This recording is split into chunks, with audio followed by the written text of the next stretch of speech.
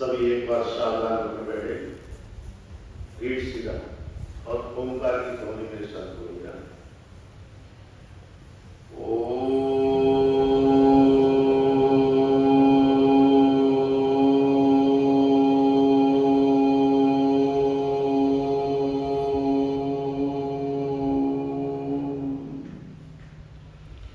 चैतन्यं शाश्वतं शान्तं ब्रह्मातीतं निरञ्जनं नादबिन्दुकलातीतं तस्मै श्रीगुरुवे नमः।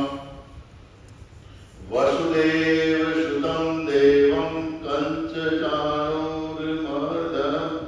देवकी परमानन्दं कृष्णं वन्दे जगद्गुरुं। कृष्णं वन्दे जगद्गुरु।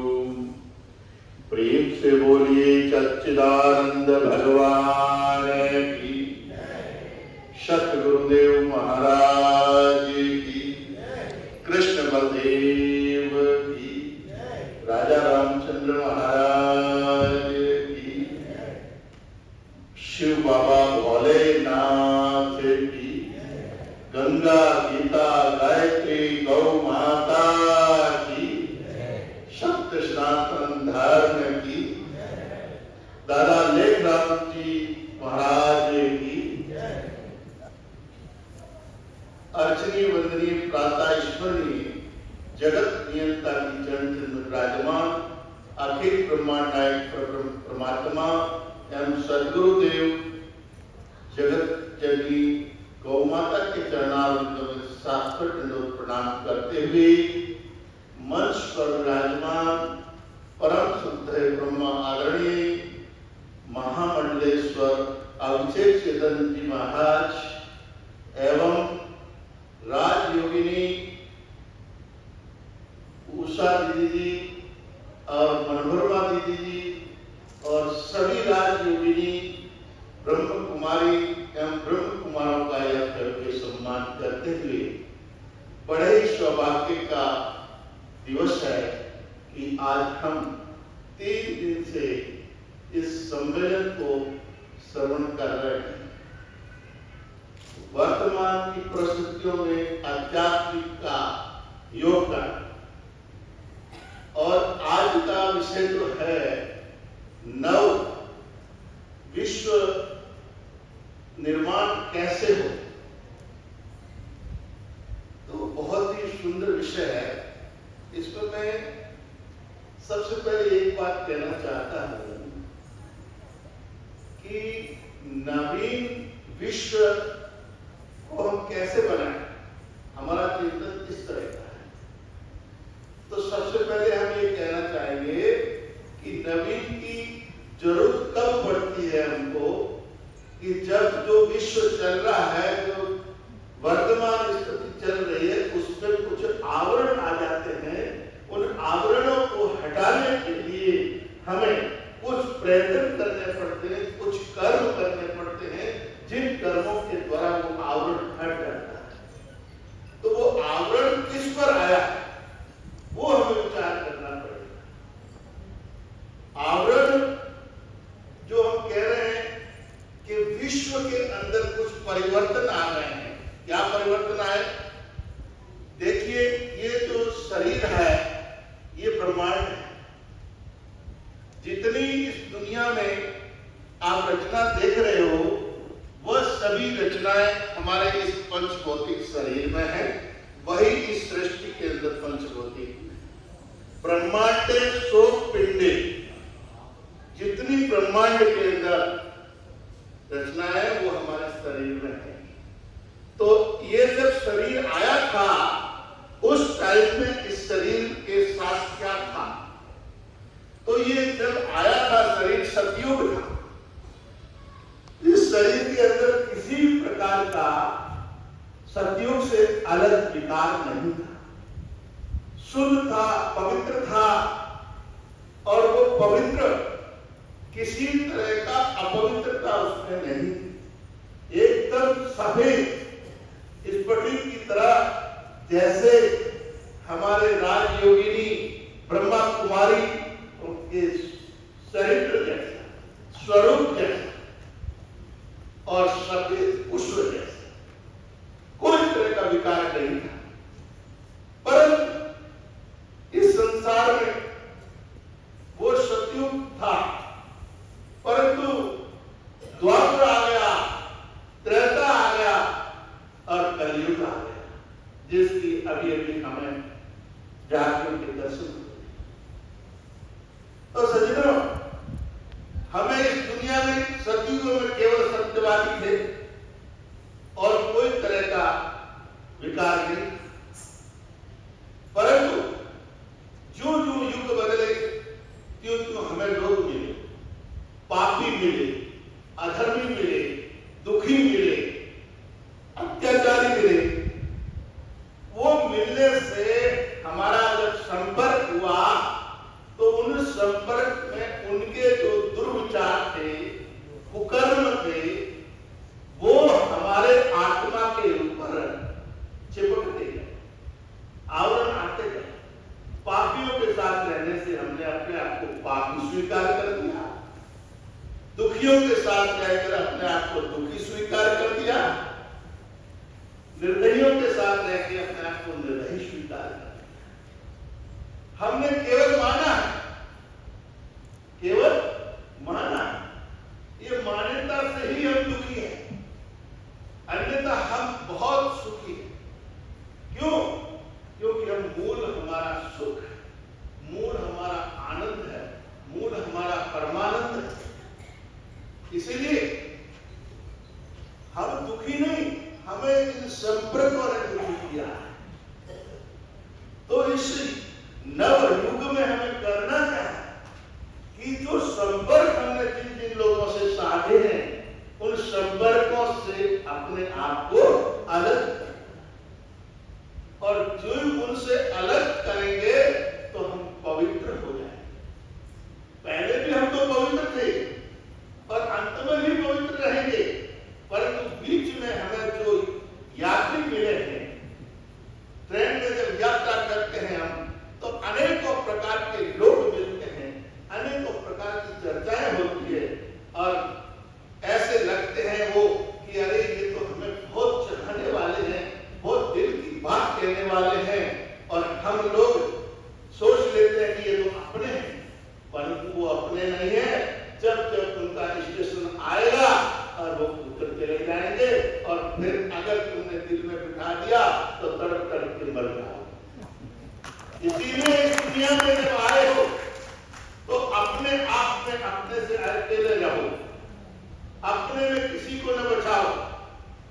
अपने में कोई भी बच गया तो वो तुम्हें तड़पा तड़पा के मारेगा, रो रो के तुम नरक चले जाओगे। इसीलिए अपने में तो वो एक बाबा शिव सत्य ही आपके अंदर, सत्यम शिवम सुंदर जिसको हम कहते हैं, वही हमारा मूल तत्व है। जो हम जन्म से पहले शिव थे और सुंदर थे और सत्य थे, और इस शरीर के अंत में भी हम वही सुंदर रहेंगे, सत्य रहेंगे और शिव रहेंगे। शिव का निवास कहां होगा? शमशान में। हमारे सन्यासी महात्माओं को आपने देखा हो, भस्म लगाते। भस्म का मतलब क्या है कि ये पंचभौतिक शरीर जब तक रहेगा तब तक विकार रहेंगे इसमें, काम, क्रोध, मद, लोभ, अहंकार।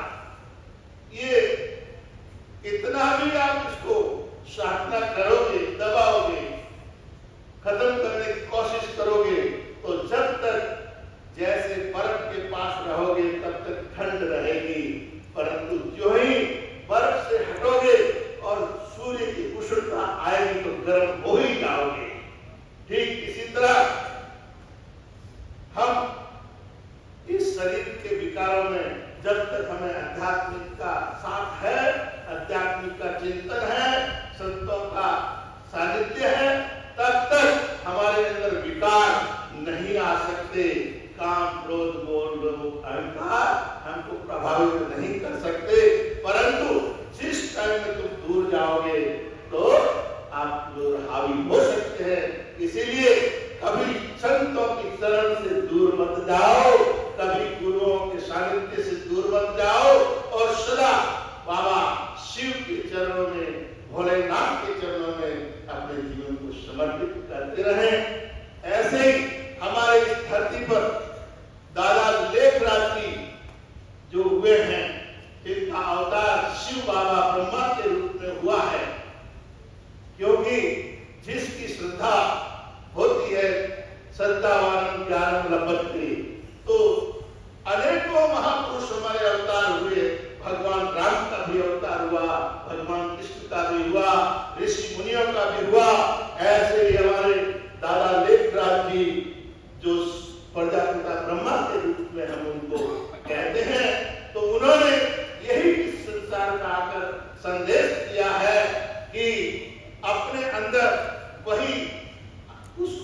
क्षण, कौन हो तुम, कहां से आए हो, करना क्या है और वापस जाकर क्या करो। इसलिए क्या करने आए हो तुम, क्या करने आए हो और क्या करके कहां जाओगे, इस बात का विचार करने के लिए दादा नेकराज जी ने पूरा प्रयत्न किया और उन्होंने एकदम स्वयं पुष्प की तरह भारत को बनाना, निर्विकार बनाना तय किया। और वो तय करके उन्होंने आध्यात्मिक की खोज में सभी बाबा ने बच्चों को लगा दिया। आध्यात्मिक में क्या है, कोई माला जपना आध्यात्मिक नहीं है, घंटी बजाना आध्यात्मिक नहीं है, कई तीर्थों में घूमना आध्यात्मिक नहीं है। आध्यात्मिक है तो एक स्थान पर बैठकर अपने स्वरूप की खोज करना, खुली आंख से ध्यान करना। खुली आंख का ध्यान का मतलब है कि आंख बंद करके जब बैठोगे तो आप बहुत दूर चले जाओगे।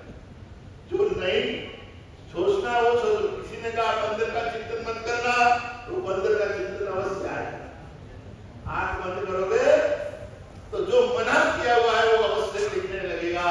इसलिए खुली आंख में बंदर नहीं दिखाई देगा। इसीलिए खुली आंख में आप जहां भी एक शिव बाबा के ऊपर लगा ले, चाहे एक राम बाबा के ऊपर लगा ले या किसी गुरु पीर और उस परमात्मा की ओर लगा दे दृष्टि, तो आपकी दृष्टि भ्रमित नहीं होगी और शुद्ध होगी और स्वच्छ होगी और स्वच्छता से ही सब कुछ प्राप्त होगा।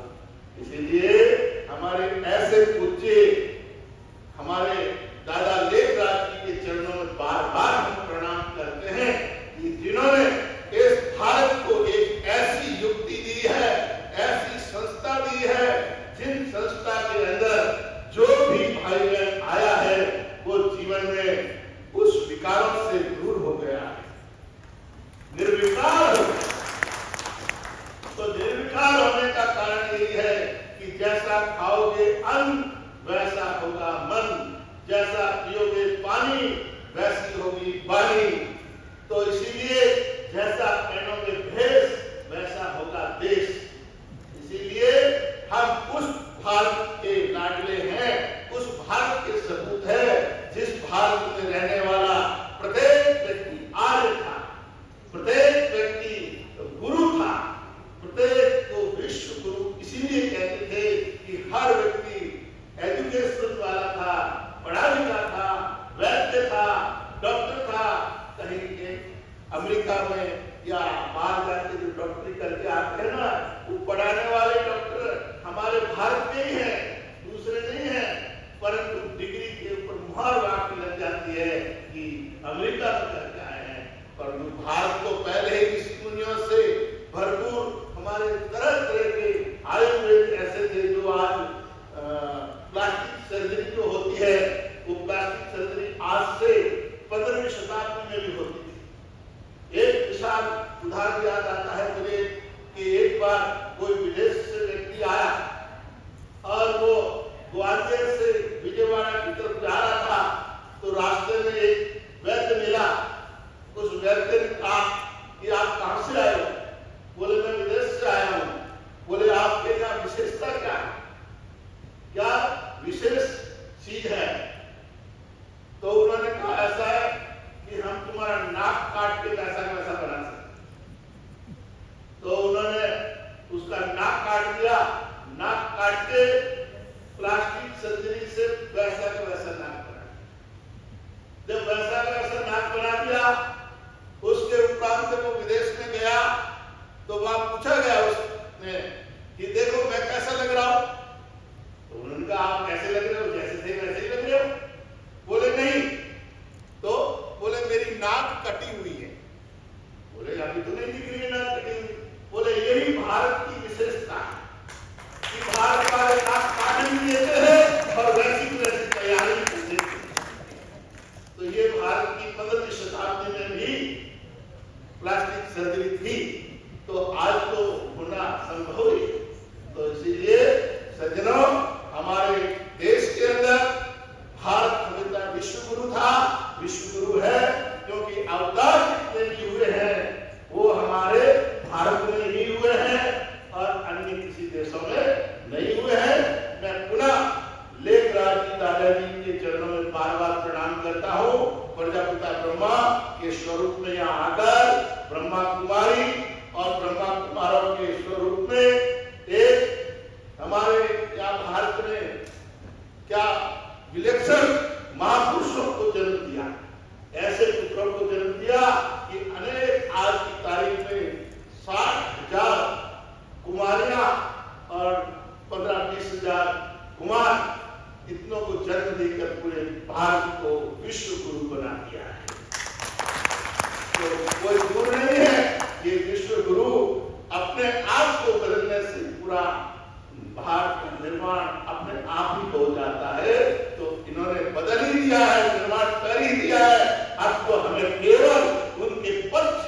चलकर वो कार्य की रक्षा करना है। बस इन्हीं शब्दों के साथ मैं सभी मंच का या के सम्मान करते हुए आप सभी को आमंत्रित करता हूं कि आप जब कभी जोधपुर पधारे तो रास्ते में ही आपकी गौ सेवा होती है। गौ सेवा में विकलांग गोवंश, लावारिस गोवंश जो घरों ने दूध पी के छोड़ दिया है, उन्हीं गौ माता की सेवा होती है। और आप भी आइए, हमारे यहाँ मानव की और गौ माता की, पशु पक्षियों की सभी की सेवा होती है। ये सनातन धर्म ने सिखाया है और यही हम सब आपका एक ही उद्देश्य है। और जब कभी इस संस्था को हमारी जरूरत पड़े तो हमेशा आपके साथ है और साथ है। हरिओम दर्शक, हरिओम।